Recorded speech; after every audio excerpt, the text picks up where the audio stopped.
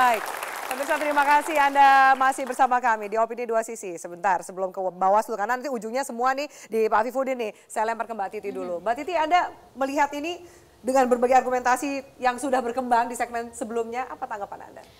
Kalau kami tidak kaget ya melihat kehadiran beberapa yang sebenarnya mereka masih aktif tapi kemudian sudah melakukan praktik politik praktis. Ya jelas surat pemberhentian belum ada, persetujuan dari pimpinan belum ada, tapi sudah melakukan aktivitas politik. Padahal netralitas itu diderivasi menjadi 3 elemen. Tidak berpihak, tidak ikut, tidak bantu aktivitas politik apapun.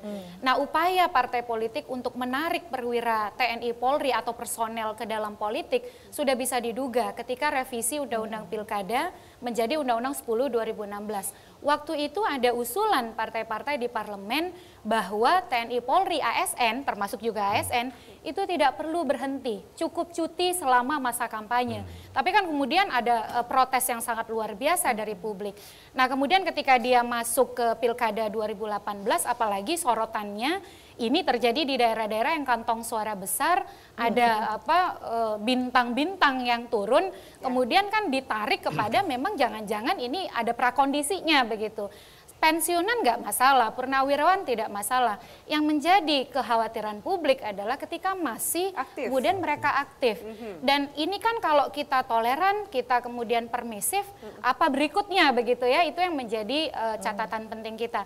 Kita tidak bisa menggantungkan saja pada Undang-Undang Pilkada, karena memang Undang-Undang Pilkada itu bicara soal persyaratan formal pencalonan, di mana kalau dia sudah ditetapkan sebagai calon, maka dia berhenti. Tetapi ada Undang-Undang TNI, ada Undang-Undang Polri, ada ketetapan MPR nomor 7 tahun 2000 tentang peran TNI Polri di dalam kehidupan berbangsa. Dan sangat ditabukan bahwa mereka melakukan politik praktis karena mereka adalah aset negara yang diinvestasikan oleh negara untuk menjadi penjaga keamanan, penegak hukum handal, dan tugasnya partai politik melakukan kaderisasi. Nah kalau kemudian ketika mereka masih aktif ditarik ke politik, ya kita punya pengalaman panjang dan kita belum lupa begitu ya. Ini Bang Ferry adalah aktivis 98, saya juga. Ini yang ngajakin kita demo dulu gitu. Tapi dia paling tertarik sama tentara. Sebelum di Gerindra dia di Demokrat. Jadi memang hubungan dengan tentara luar biasa ini sebetulnya. Iya. Meskipun sebagai warga negara loh. Iya, hak sebagai mengundurkan diri. Betul, hak sebagai warga negara tapi posisinya jelas, purnawirawan berhenti. Tapi yang kita lihat secara terbuka, mereka melakukan aktivitas politik praktis sebagai personal aktif. Jadi ini yang kemudian menjadi kekhawatiran kita, kalau ini tidak kemudian betul-betul kita kritisi, ini akan apa ke depan gitu ya. Gitu. Baik, lalu bagaimana? Nah, ini yang ditunggu-tunggu. Benar nggak? Bawaslu juga memiliki kekhawatiran yang sama, terutama soal tidak juga ada masa tenggang. Kalau dulu purnawirawan atau pensiun, ini kan langsung aktif. Jangan-jangan masih punya jejaring yang sudah dibangun sebelumnya. Ya, dari sisi hak orang untuk mencalonkan diri memang itu boleh-boleh saja. Tetapi kan memang harus ada pilihan. Tentara, polisi ini kan sudah pilihannya sebenarnya tidak untuk di partai politik. Begitu mau terjun harusnya memang mundur. Nah masalahnya memang kita nggak bisa menindak ketika prosesnya belum menjadi calon definitif. Nah ini kan yang terjadi sekarang, standarnya kemudian standar etik yang itu kadang-kadang memang beyond peraturan. Nah kami bekerja sesuai dengan peraturan. Yang bisa kita lakukan dari sisi pengawasan untuk calon-calon atau orang-orang para jenderal yang mau maju ini, kita identifikasi ada 8 di kabupaten kota, 8 kabupaten kota, kemudian 8 provinsi. Jawa Barat bahkan 3 orang gitu ya.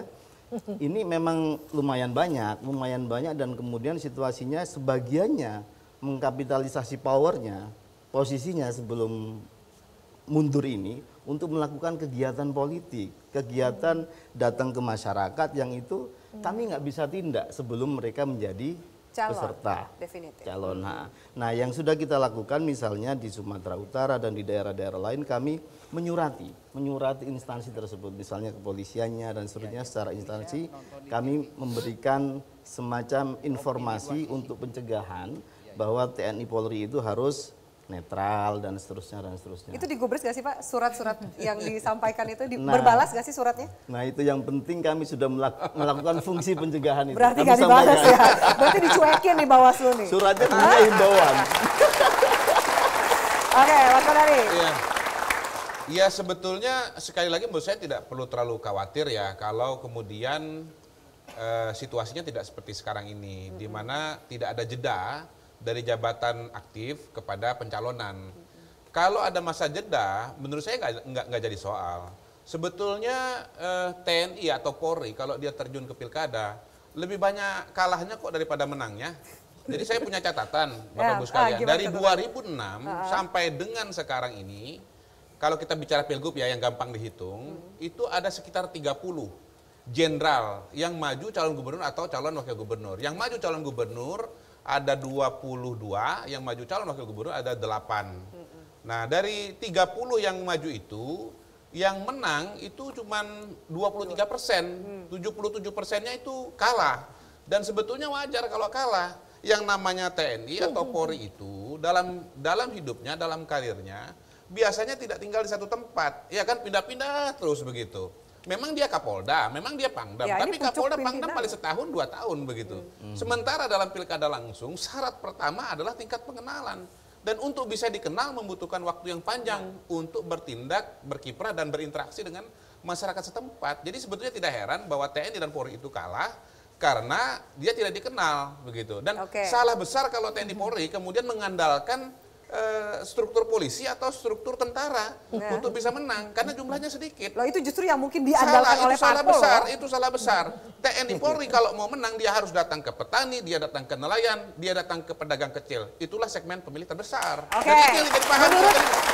Kalau saya jadi politisi, saya paling senang berhadapan dengan TNI, dengan Polri. Nggak ngerti politik dia, saya jagonya dengan politik. Oke. Kalau saya jadi orang politik. Baik, kita sapa dulu ya. Ada calon gubernur Jawa Barat, Pak Anton Carlyan.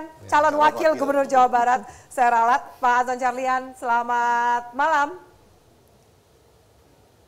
Selamat malam. Assalamualaikum warahmatullahi wabarakatuh. Waalaikumsalam warahmatullahi wabarakatuh. Pak Anton, ini langsung saja saya sambung tadi mungkin Bapak sempat mendengar kata Bang Kodari yang calon dari TNI Polri ini kebanyakan kalah nih Pak. Anda yakin Anda menang nih Pak di Jawa Barat?